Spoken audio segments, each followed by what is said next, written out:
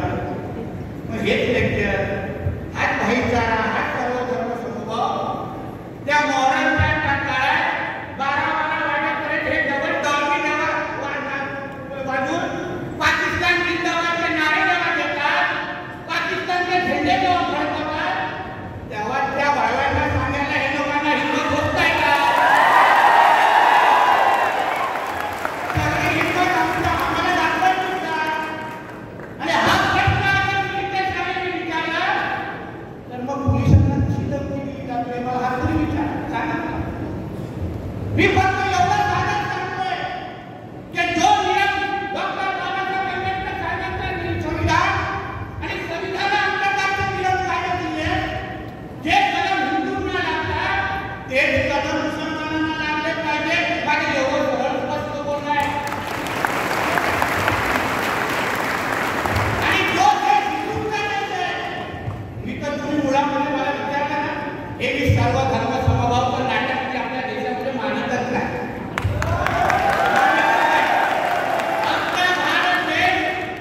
आपला भारत देश हा हिंदू राष्ट्र आहे आणि इथे पहिले हिंदूंचं हित बघितलं जाणार, मग बाकी सगळ्यांची नाटकं नंतर.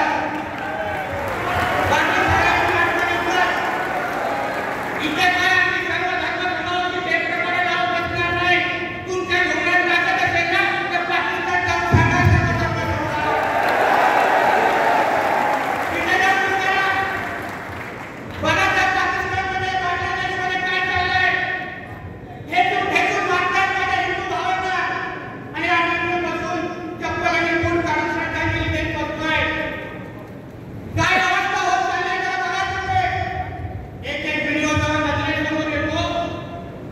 एक तर व्हिडिओमध्ये आपल्या एका हिंदू भावाला असं लटकवलं होतं आणि किमान 100 लोक 100-200 लोक प्रत्येक माणसाने त्याच्यावर वस्त्र फिरून जात होता. झुकत होते त्याच्यावर, त्या बॉडीवर, शरीरावर.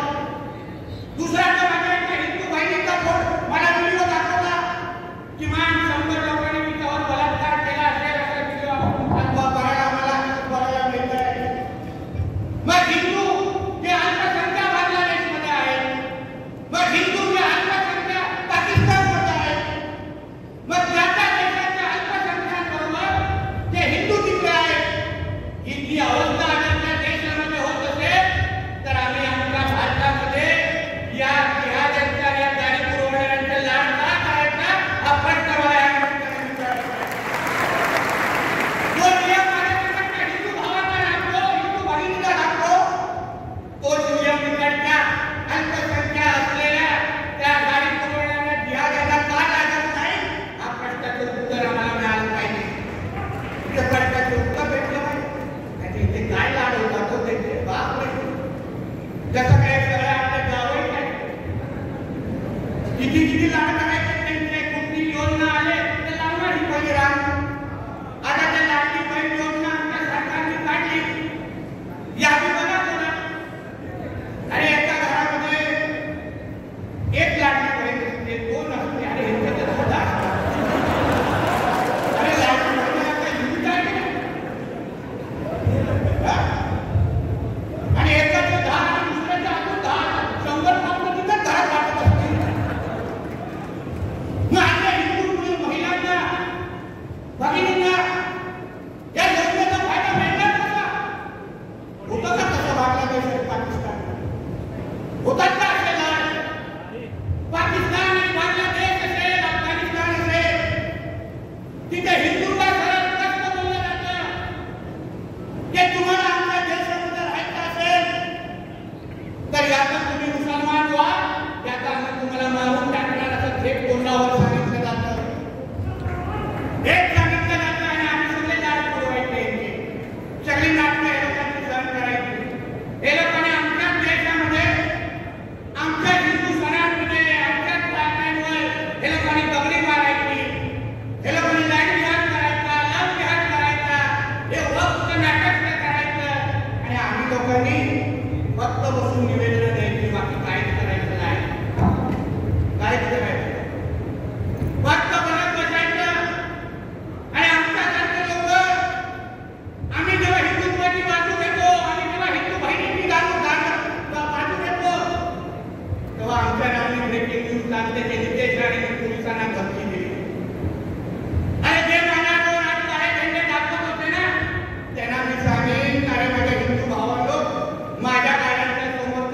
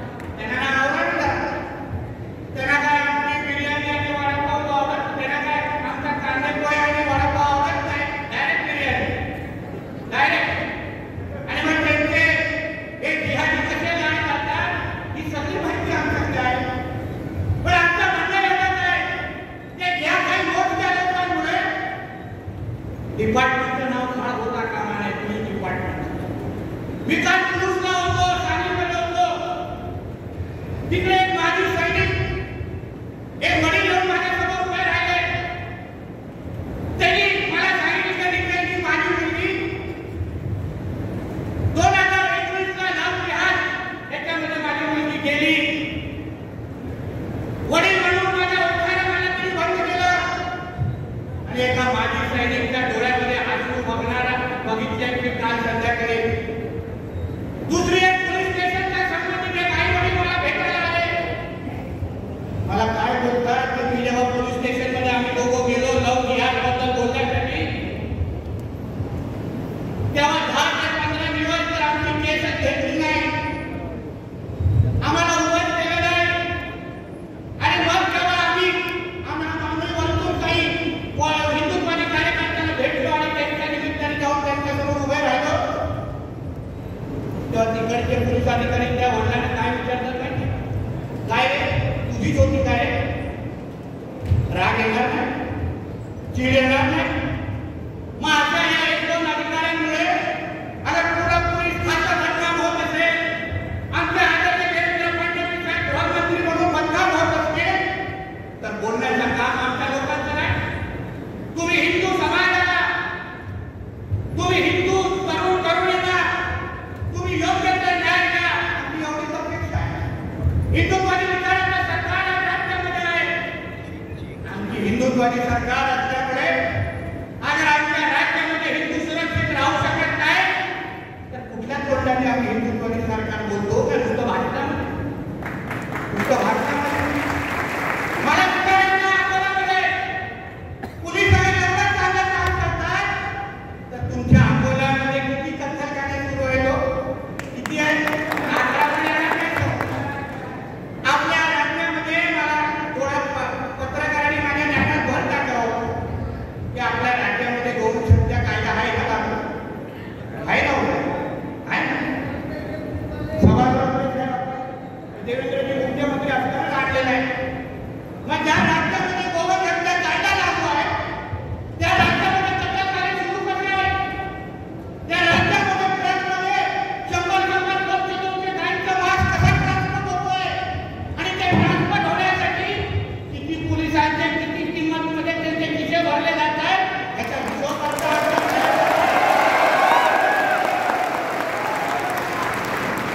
आम्ही नाही व्हायला गेल्यानंतर गायीच्या कत्तलाचं गाय आमची माता आहे आणि आमच्या मातेकडे कोणी वाघ्या नजरेने पाहिलं ना ते डोळे आम्ही जागेवर ठेवणार नाही, तुम्ही लक्षात ठेवा. सगळे कायदे काही पूर्ण करतात. 5-5 वेळेचे हे कोंबडे वाढतात. यांच्या त्या बापाच्या धुमणाखाली लाऊडस्पीकर लावलाय का? अरे हायकोर्ट ऑर्डर आहे. हायकोर्ट ऑर्डर आहे की बाबा तुम्ही कोंबडे जेवढं आपल्या डेसिबलच्या वरती घेऊन जाऊ शकत नाही. अगर प्रत्येक हिंदू आपल्या राज्यामध्ये राहत असताना, प्रत्येक हिंदू आपल्या देशामध्ये राहत असताना अगर संविधान मानतो, कायदा मानतो, और थोडे हिंदूंनी छोटेसे टपरी तरी एका सरकारी जमिनीवर बांधली ना, येतात सगळे अधिकारी बुलडोजर घेऊन टपरी तोडण्याचे येतात ना.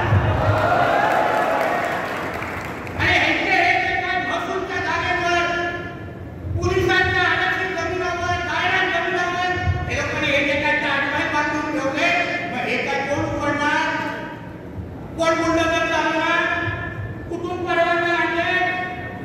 मग जो कायदा तुम्ही हिंदूंच्या त्या टपरीवर लावता तो पहिला त्या मदार आणि मशिदीवर लावून चालवा, कारण आम्ही तुम्हाला ठाकून चांगलं काम करताय. या राज्यामध्ये या गोष्टी चालणार नाही. सगळ्या गोष्टींची नोंद होते, लक्षात घ्या. आम्ही काही नुसतंच आलेलो नाही इथे. नुसतंच तुम्हाला वाटतं की आम्ही सुट्या धमक्या देण्यासाठी आलोय का? आता गेल्यानंतर कळेल सुट्या कशा हलतात. सगळी माहिती घेऊन गेलेलो आहे. बारूद सगळा भरलेला आहे.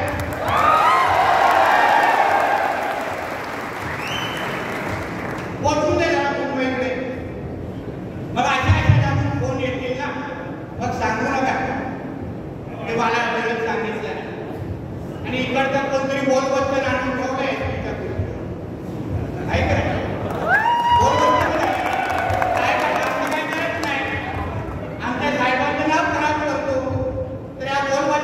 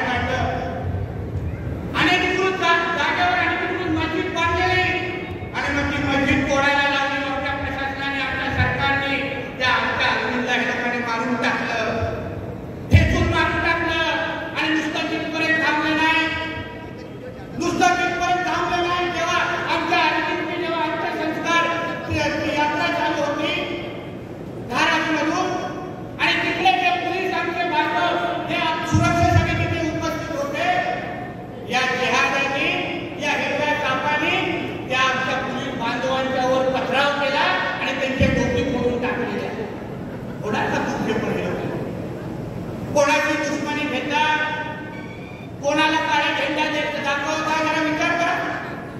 रजा एकमेकींची एक आंदोलन झालेलं काही माणसं अकोला मुंबईमध्ये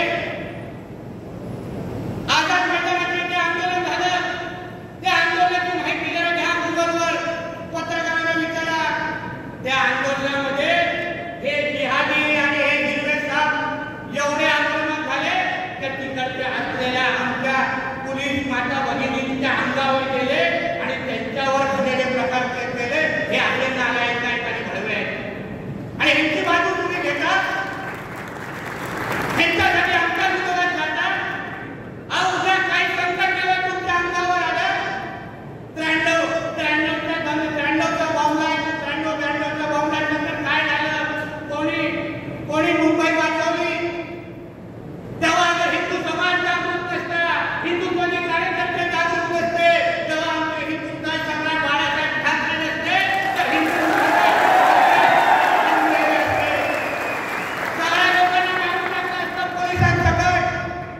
आता इतिहास तरी बघा. याबद्दल विचार करा. तुम्ही ज्यांच्या विरुद्ध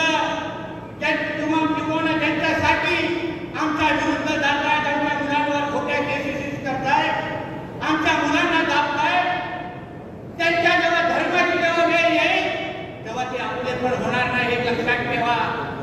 तुम्हाला आणि तुमच्या त्यांच्या धर्मामध्ये अगर निवडायची वेळ येईल तेव्हा ते त्यांच्या धर्माला निवडतील आणि पहिला दगड तुमच्या डोक्यावर मारतील हे तुम्ही लक्षात ठेवा माझी बाब. म्हणून आता त्याला सोबत घेऊ नका. जी त्यांची मस्ती चालू आहे, जे काय विषय त्यांचे चालू आहे, तुमच्याकडे जागा आहे. कोणी कुठे लाईट बिहार केलाय, कोणी कुठे लव बिहार केलाय, कोणी हे वक्फच्या नावाने जमीन आणलंय. हे सगळ्याची यादी तुमच्याकडे आहे. कारण का ते जेव्हा उतरतील तेव्हा ते काही गोष्टी मागे पुढे बघणार नाही.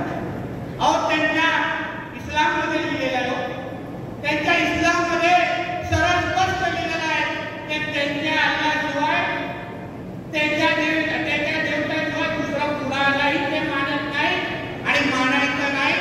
आणि त्यांच्यासाठी तुम्ही हिंदू नाही आहात, त्यांच्यासाठी तुम्ही सगळे कापर आहात हे लक्षात घ्या. आणि हा कापर हा नीट असतो. याचा त्याला मुसलमान बनवा, याचा त्याला मारून टाका असं त्यांच्या त्या इस्लामच्या पुस्तकांमध्ये लिहिलेलं आहे. वाचा थोडं जरा वाचा. कोणाच्या विरुद्ध आपण लढतोय ही काय साधी सुधी लढाई झाली आहे. पोलीस आपलं काम करतील, पोलिसांना आपले कायदे करू दे, पण हिंदू धर्माच्या अंगावर कोण येत असेल आणि विचारांची लढाई अगर विचारांची लगेच जात नसेल तर माझ्या हिंदू भाऊ बहीण मित्रांनो आणि तरुण मित्रांनो तुम्हालाही शस्त्राचं उत्तर शस्त्राने द्यायलाच लागेल हे तुम्ही लक्षात ठेवा. तेव्हा विचार चालणार नाही, तेव्हा निवेदन चालणार नाही. नाहीतर तो समोर तलवार घेऊन उभा असेल, दगड घेऊन उभा असेल आणि तुमच्या हातात निवेदन असेल काय होणार तुमचं? ठेवेल का तुम्हाला घेऊन? तर आपण बाजूला टाकून देईल चुकून बाजू. ही अवस्था निर्माण होईल. अब ह्या देशामध्ये जे लोक आपला संविधान मानायला तयार नाही.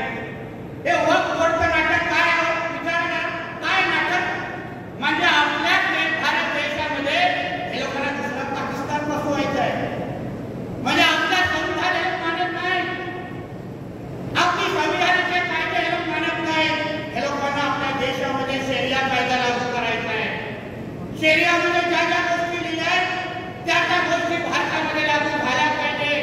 आणि मग त्याच्यामध्ये हिंदूंचे जे जे कायदे आहेत ते आम्ही मानणार नाही. इस्लामच्या कायद्याशिवाय आम्ही दुसरा कुठलाही कायदा मानत नाही हे त्यांच्या धर्म पुस्तकांमध्ये लिहिलं असल्यामुळे ते किती झालं तरी तुमचे होणार नाही.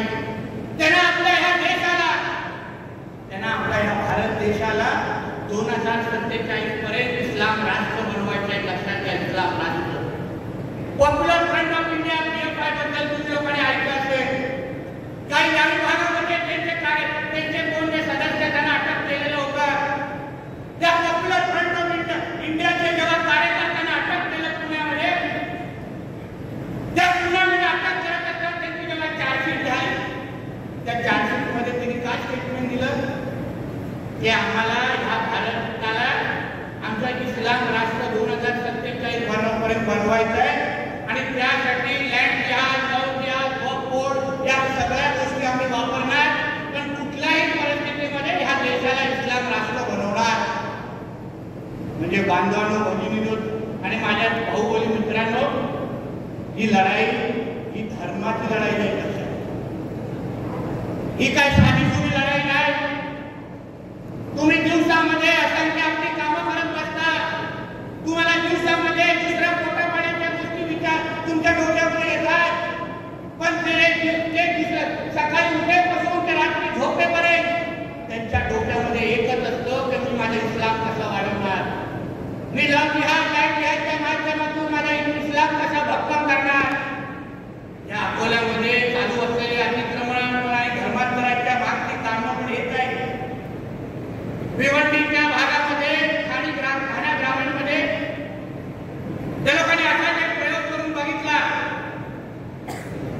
तिथे एक पडगा नावाचं गाव होतं. जसं तुमचं अकोला आहे ना, तसं तिथे पडगा नावाचं एक गाव होतं. तिथे त्या लोकांनी काय केलं, तिथे ते असे लँड जिहाद, लव्ह जिहादचे प्रकार सुरू केले. असंच काही वर्ष सुरू केले. सुरुवातीला फळवाले बनून आले, ट्रान्सपोर्टवाले बनून आले, नंतर कार्पेंटरचे धंदे करायला लागले आणि हळूहळू तिकडच्या हिंदू समाजामध्ये आपला लँड जिहाद, लव्ह जिहादच्या निमित्ताने ते आपली संख्या वाढत बसले आणि हिंदूंची संख्या कमी करत गेली. आणि एक दिवस आपल्याला सगळ्यांना असं कळलं की पडगा गावाचं नाव बदलून ते लोकांनी त्या गावाचं नाव अल-शाम करून टाकलं. कारण तिथे 100% मुसलमान राहिला. तसंच तुमच्या अकोलाचं नाव उद्या काय अल-अस्लम करून टाकलं तर त्याच्याबद्दल आश्चर्य वाटायला घेऊ नका. कारण आज 35% पर्यंत पोहोचले. अजून फक्त 65% कव्हर करायचं आहे आणि आपण आतापर्यंत त्यांच्या विरुद्ध काहीच केलेलं नाही. म्हणून ह्याबद्दल विचार करा. आपल्या महाराष्ट्रामध्ये त्यांचा एक प्रयोग झालेला आहे. मग नरेंद्र मोदी साहेबांचं सरकार आमच्या अमित भाजपा गृह खात्यामध्ये आलं. आपली NIA टीम तिथे आली आणि त्या लोकांनी त्या पडगाला वाचवलं आणि तिकडे आता त्यांच्या सगळ्या कारवाया बंद करून टाकलेल्या आहेत. म्हणून बांधवांनो, या त्या तुम्हाला गोष्टी बोलतायत ना, ह्या वस्तुस्थितीला धरू नका. एक पण घटना चुकीची नाही आहे. तुम्ही गावात जाऊ शकता. ठाणे ग्रामीणमध्ये पडगा नावाचं गाव आहे. तिथे जाऊन उभे राहा आणि तिथे एका भगवान खडकवण्याचा प्रयत्न करा आणि बघा तुमची काय अवस्था होते. म्हणून हे विषय अगर तुम्ही जागरूक राहिला नाही तर तुमच्याही बाबतीमध्ये हे चूक होणार, एक लक्षात. आणि तुम्ही चिंता करू नका. हे जे सरकार ज्या राज्यामध्ये आहे, हे जे सरकार ज्या देशामध्ये आहे, ते हिंदुत्वादी विचाराचं सरकार आहे. तुम्ही फक्त ह्या लोकांना आरेला तारे करायला सुरुवात करा. ह्याला कसं कसं उत्तर द्यायला सुरुवात करा. तुम्हाला सुखरूप तरी पोहोचवण्याची जबाबदारी आपल्या लोकांना असलेली लक्षात ठेवा. तुम्हाला सगळी ताकद आम्ही द्यायसाठी तयार आहोत. कारण का शेवटी आज हिंदूंची अस्तित्वाचा विषय निर्माण झालेला आहे. आम्ही हिंदू म्हणून आम्हाला आज जगलो नाही.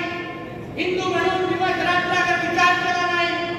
आम्ही आमचे धंदे, व्यवसाय, आमच्या नळ, पाणी, वीज ह्याच्यामध्ये अगर भांडत बसतो तर हळूहळू तो इस्लाम राष्ट्र हा तुमच्या नजरेसमोर तयार होईल आणि तुम्ही काही करू शकणार नाही.